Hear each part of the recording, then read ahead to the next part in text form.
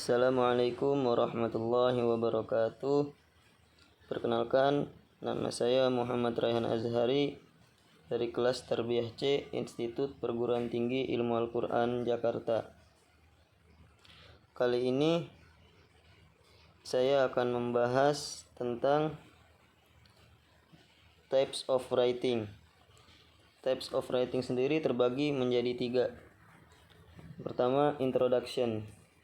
Kedua, body of paragraph, dan yang ketiga, concluding sentence atau conclusion. Apa itu introduction?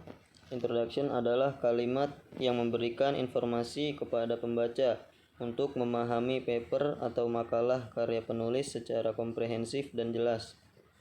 Introduction terbagi menjadi 3 bagian, yaitu attention gather dan lead in. Attention gather dan lead in bertujuan untuk mendapatkan kertas ke awal yang besar. Penulis harus mencoba untuk memiliki kalimat pertama yang melibatkan pembaca mereka. Kalimat pertama ini harus secara luas terkait dengan topik esai. Yang kedua, siapkan tesis. Setelah mendapatkan perhatian atau lead in, penulis perlu secara bertahap mempersempit subjek yang luas ke arah tesis. Dan yang ketiga, pernyataan tesis. Pernyataan tesis berhasil merangkum argumen utama esai dalam komentar satu kalimat yang ringkas. Penulis pemula seringkali merasa berguna untuk membuat peta esai tesis, di mana tesis mencantumkan secara singkat bidang-bidang yang akan dibahas dalam esai. Yang kedua, mari kita membahas body of paragraph. Apa itu body of paragraph?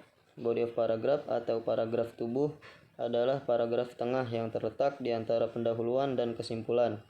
Body of paragraph sendiri memiliki 3 bagian, yakni 1. Kalimat, topik, dan transisi. Pembaca ingin tahu mengapa mereka membaca bagian tertentu secepat mungkin. Itulah mengapa kalimat topik ditempatkan di awal paragraf. Kalimat topik harus berisi ide utama paragraf dan harus mengikuti aturan yang sama dengan pernyataan tesis. Penulis harus memulai dengan menuliskan salah satu gagasan utama dalam bentuk kalimat. Kalimat topik harus membingkai paragraf. Transisi adalah bagian penting dari setiap paragraf tubuh, tetapi tidak semua kalimat topik memerlukan transisi. Jika penulis menyusun paragraf pertama mereka, transisi dalam kalimat topik pertama mungkin akan berguna. Tetapi jika penulis membuat paragraf tubuh kedua atau ketiga, transisi mungkin tidak diperlukan karena paragraf sebelumnya mungkin telah diakhiri dengan transisi. Penulis harus memutuskan di mana kata atau frasa transisi paling cocok. Yang kedua, informasi pendukung. Paragraf harus dibangun dengan rasa keteraturan internal. Jadi setelah kalimat topik, penulis perlu menyampaikan detail pendukung pertama mereka. Detail pendukung harus berupa fakta, statistik, contoh, kutipan, transisi, dan kalimat lain yang mendukung kalimat topik. Dan yang ketiga, kesimpulan kalimat. Beberapa penulis mungkin ingin memasukkan kalimat ringkasan yang menutup setiap paragraf. Kesimpulan untuk setiap paragraf secara umum tidak diperlukan, karena kalimat-kalimat seperti itu dapat cenderung terdengar kaku. Oleh karena itu, penulis diperingatkan untuk menggunakannya. Jika pernyataan kesimpulan dianggap perlu, penulis dapat mempertimbangkan untuk menyiapkan paragraf tubuh berikutnya melalui pernyataan transisi. Tetapi sekali lagi, penulis harus membuat keputusan yang bijaksana tentang apakah kalimat seperti itu diperlukan atau tidak. Dan apakah itu conclusions atau conditional sentence? Conclusions atau conditional sentence adalah pernyataan kesimpulan yang merangkum semua poin utama dengan baik. Sedangkan conclusion sendiri memiliki 5 bagian, yaitu yang pertama, meninjau kembali nilai esai. Penulis harus mengingatkan pembaca tentang besarnya dan ketepatan waktu masalah tersebut. Yang kedua, menyatakan ulang tesis.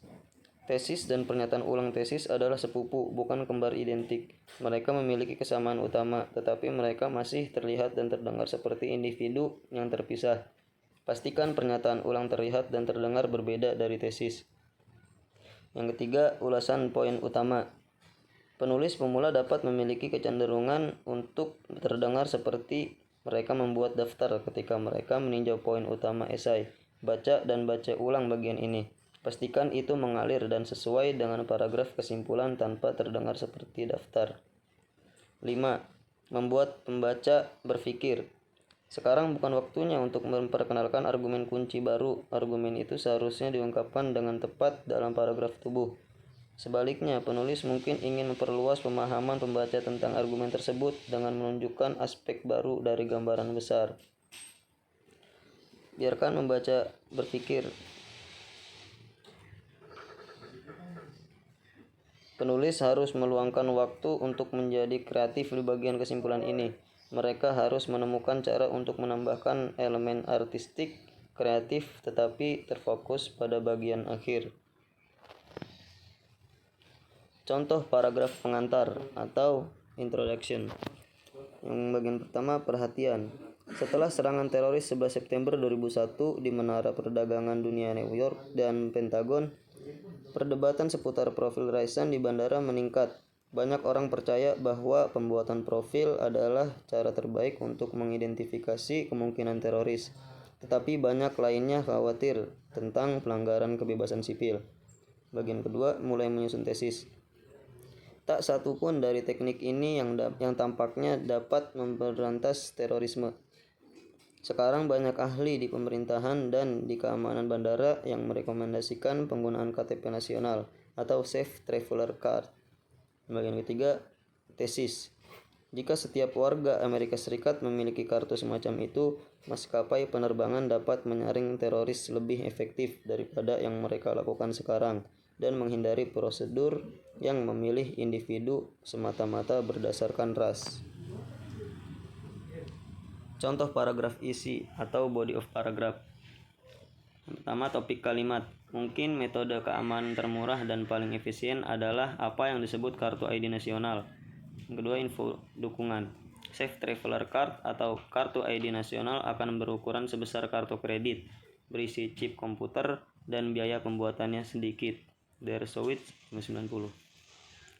Yang bagian ketiga, buka paket info pendukung.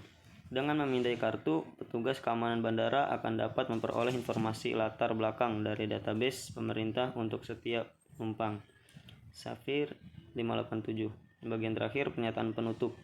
Sangat mudah untuk melihat bagaimana kartu semacam itu dapat mempercepat pemeriksaan keamanan di bandara. Seseorang dapat mengetahui secara sekilas apakah seseorang harus digeledah atau dibiarkan masuk. Contoh paragraf kesimpulan atau concluding sentence atau conclusion. Restate thesis dan revisit value of essay. Jelas bahwa satu-satunya cara yang dapat diterima untuk memastikan keselamatan penumpang maskapai adalah dengan memulai program untuk menerbitkan Safe Traveler Card atau KTP nasional kepada warga negara Amerika Serikat. Tinjau poin utama.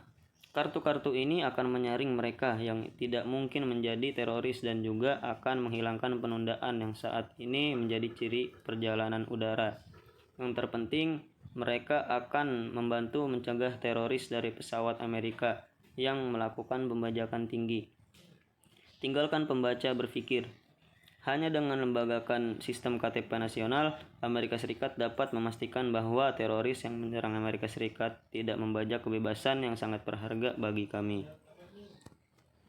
Sekian penjelasan dari saya tentang types of writing, introduction, body of paragraph, dan concluding sentence.